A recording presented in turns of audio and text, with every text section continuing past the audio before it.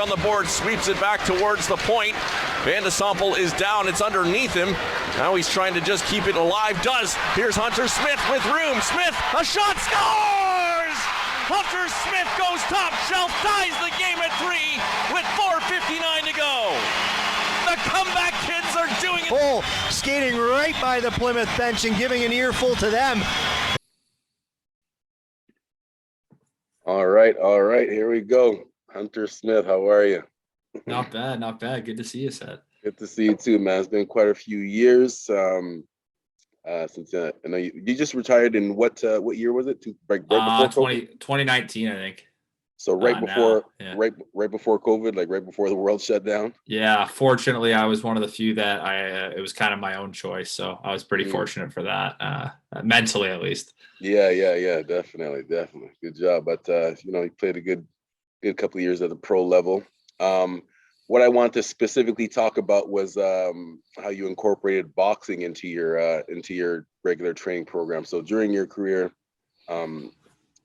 how can you say that boxing helped you on the ice, other than the fighting? Obviously, it helps with that, but like, the other stuff. What can you say that boxing helped you with on the ice? Yeah, for sure. I would say I originally got into the boxing for the fact that I knew I was going to have to fight at some point, and that was obviously my own defense mechanism for that, just getting better at throwing punches.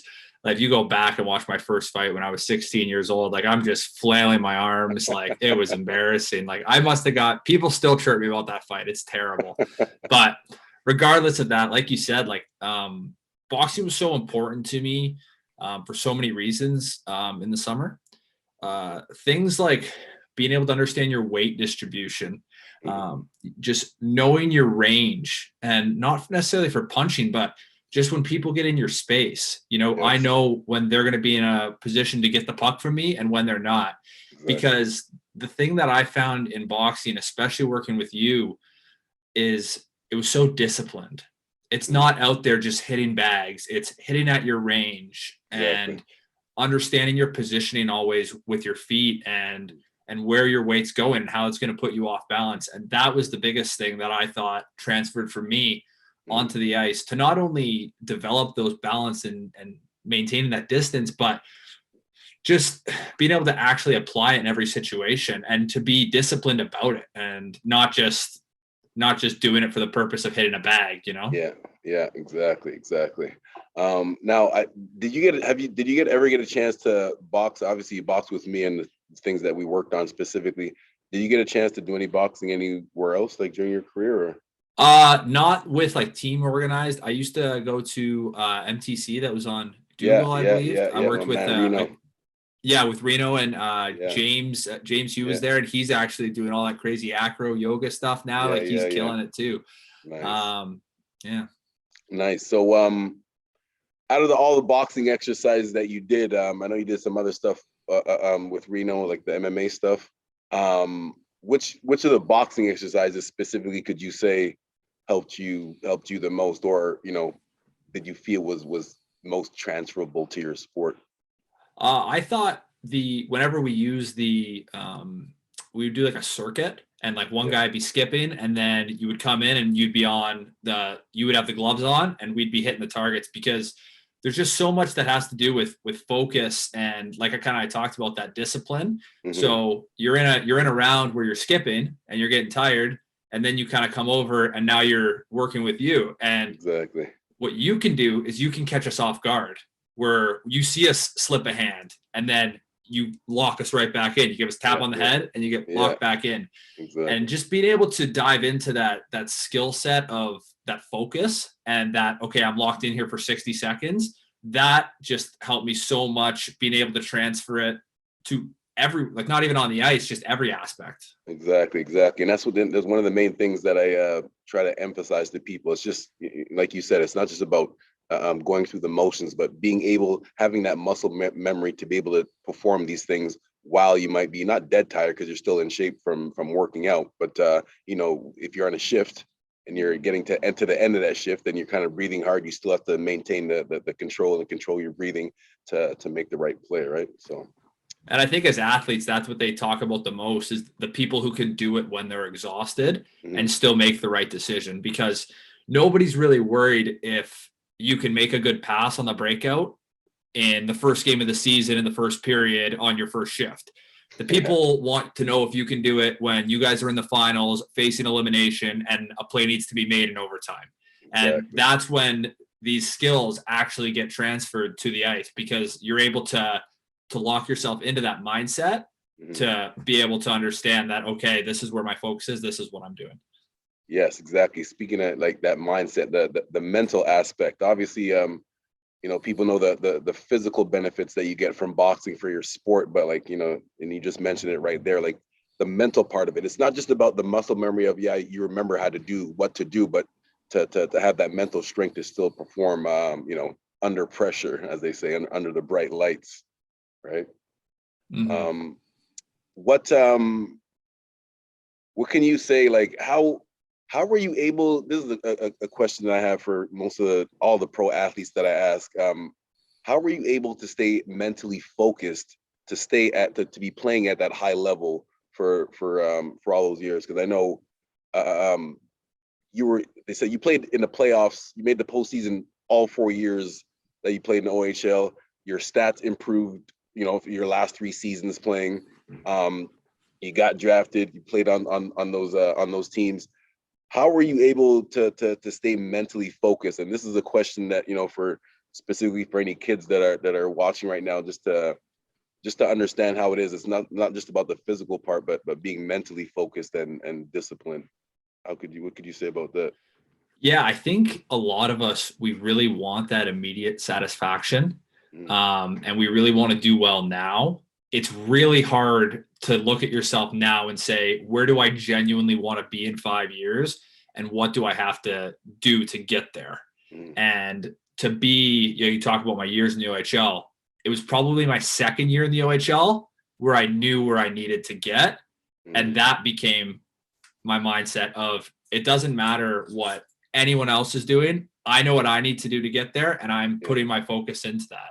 And that's why I leaned on things like boxing, because there's people going out on Wednesday night and they want to go have fun in the summer, and you're an 18-year-old kid and it's hard, but exactly. I'm going to the gym, to get you to kill me.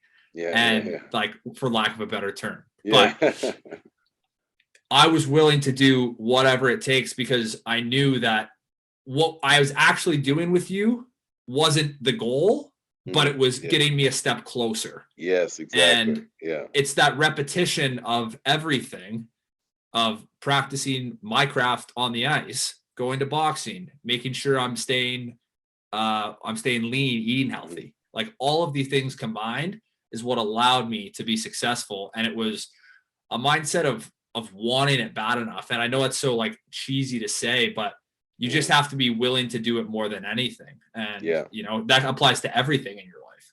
Exactly.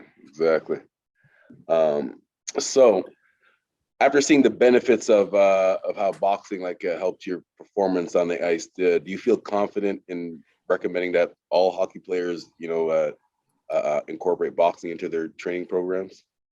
Yeah, and I would, for a few reasons. The first being, like, it is kind of like therapeutic. Like, if you're a guy and you want to just punch things, or if you're a girl and you want to punch things, it lets you kind of like work through some issues, like, while you're working out, like even more so than a run would. Like, you take out that frustration, right? And the second thing is I think what happens when we get probably to like 14 is when that like sport specific really dives in. And like, I remember I stopped playing baseball at 14. Like, I stopped going skiing, snowboarding, doing all the other fun stuff I love to do. So what boxing allowed me to do was incorporate another sport into my sport. And they talk about, as developing as kids, how important all these other sports are to your development as a hockey player, because your hand-eye coordination gets better, your hip rotation gets better, you're able to understand your body more. And that's why it was so important to me, because it allowed me to use my athleticism in another way, in skills that were actually going to transfer to help me be a better hockey player.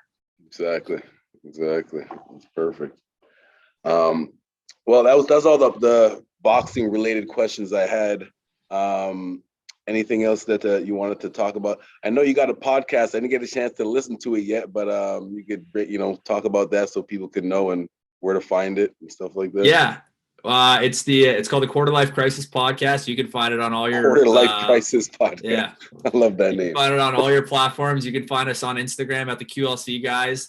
All Honestly, right. just a podcast. I'm a 26-year-old kid now, who was fortunate enough to come up and, chase my dream. And, when that dream came to an end, I had to make another decision and went back to school. So I'm just kind of wrapping up at the university right now. Nice. And that's all going well. But yeah, no, it's just it's been a long haul. So I'm just pushing through, and I am in my quarter life crisis. So I should come back, hit the bag a bit, let some of that frustration out. Oh yeah. We gotta I got you. You can come here. We're not officially open yet, but it'll be open soon.